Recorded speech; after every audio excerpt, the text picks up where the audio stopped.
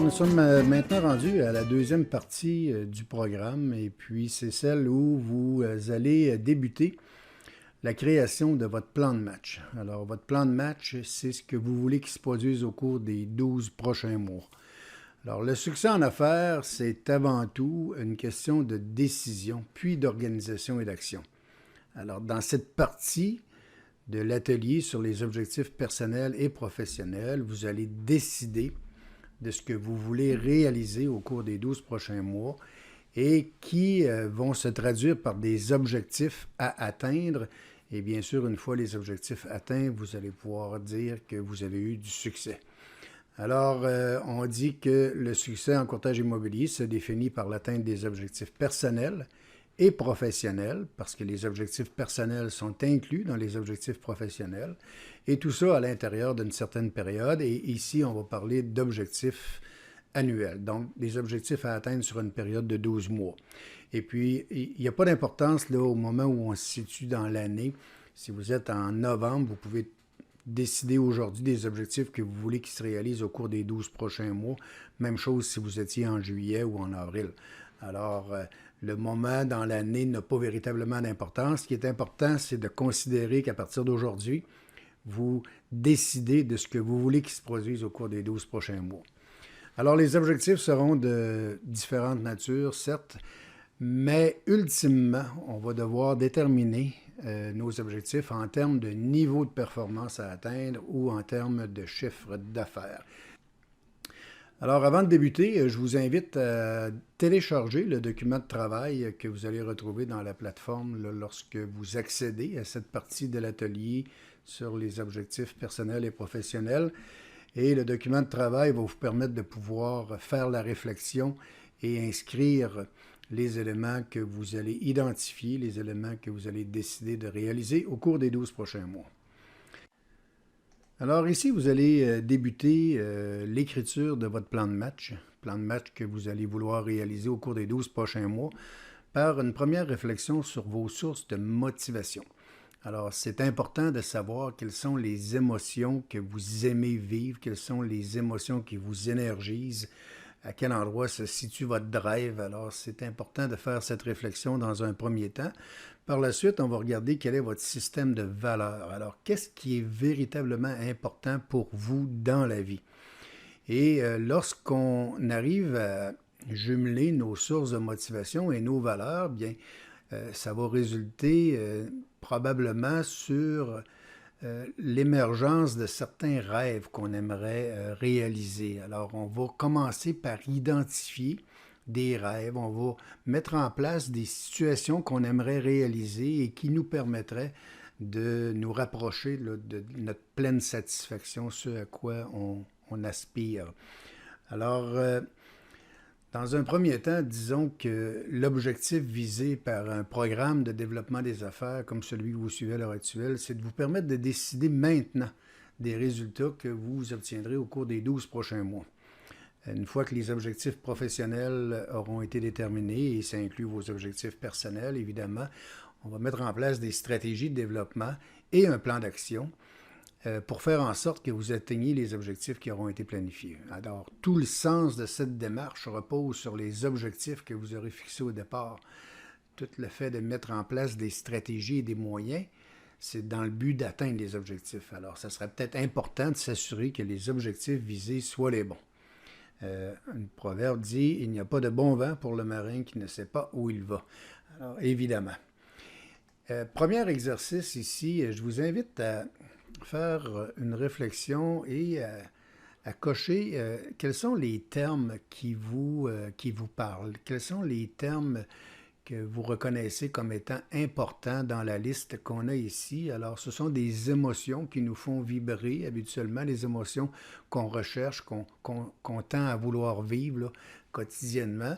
Et je vous laisse prendre quelques minutes pour faire cette réflexion. Je vous invite à pauser la vidéo, mettre la vidéo sur pause et puis prendre le temps de faire cette réflexion-là correctement parce que cette réflexion-là va nous emmener à cibler des objectifs qui vont nous permettre de vivre ces émotions.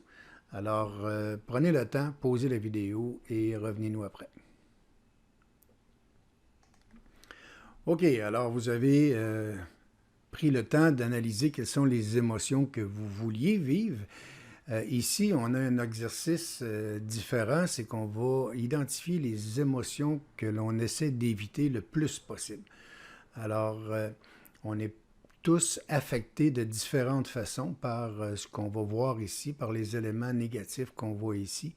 Alors, je vous invite à faire le même travail que dans l'exercice précédent. Posez la vidéo et puis prendre le temps d'analyser quels sont les éléments négatifs que vous voulez éviter.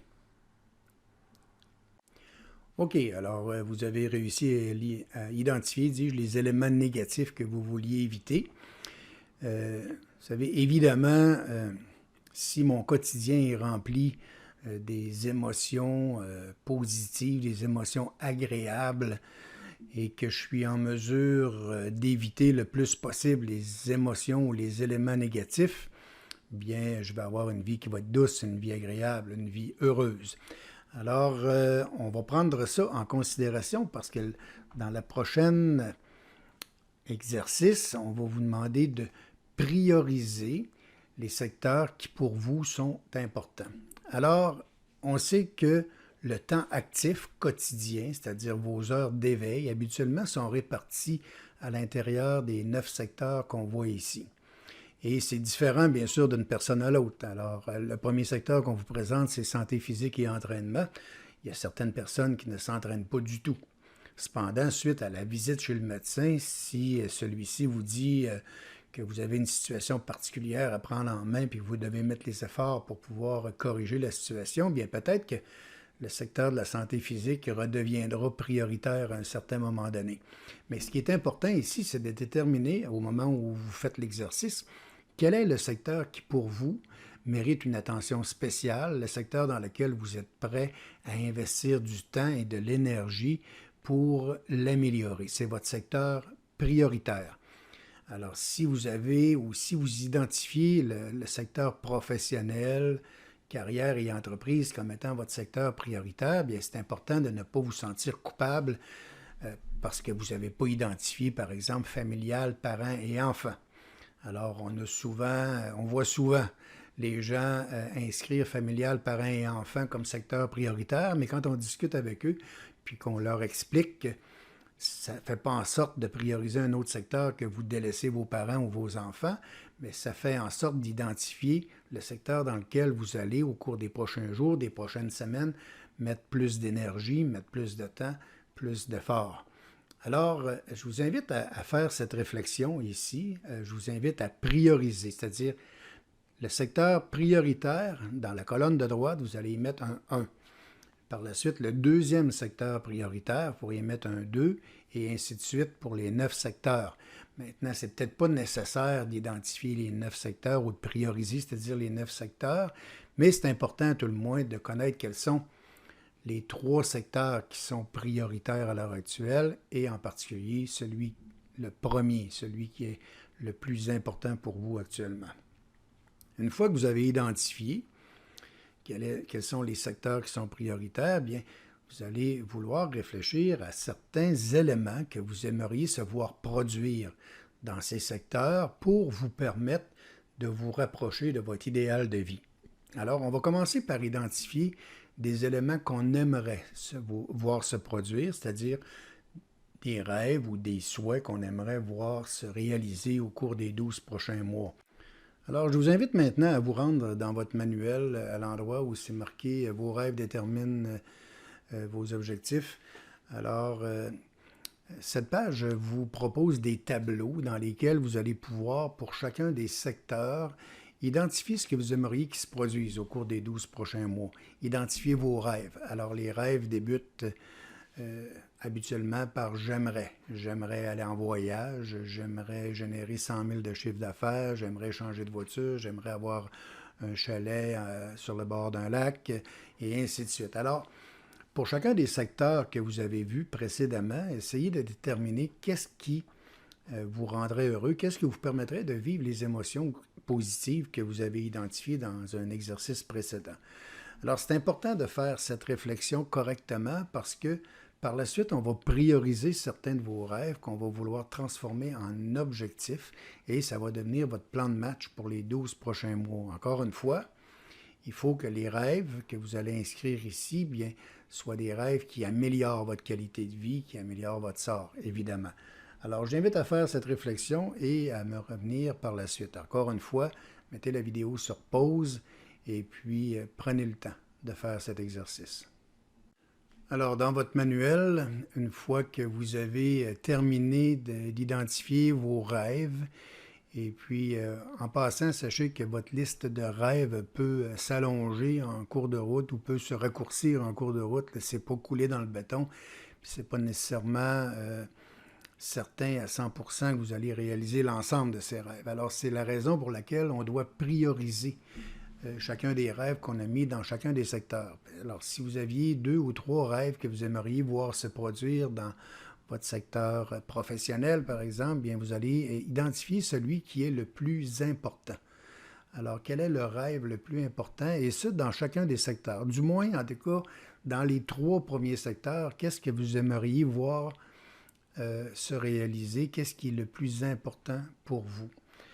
Et puis, ça va mettre un terme à cette deuxième partie.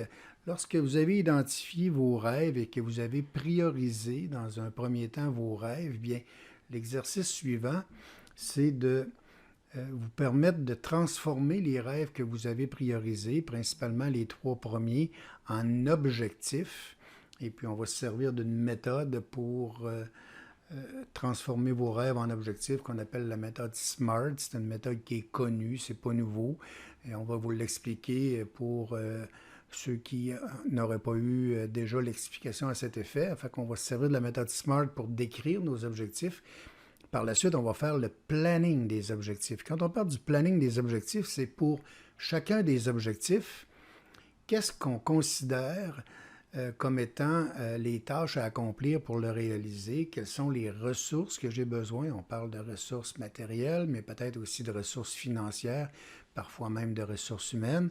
Alors, on va déterminer, on va faire le planning des objectifs et ça va nous amener à être en mesure de déterminer quel est le chiffre d'affaires requis pour, encore une fois, payer les dépenses d'affaires, payer les impôts, mais être capable de réaliser ce qu'on aura fixé comme objectif.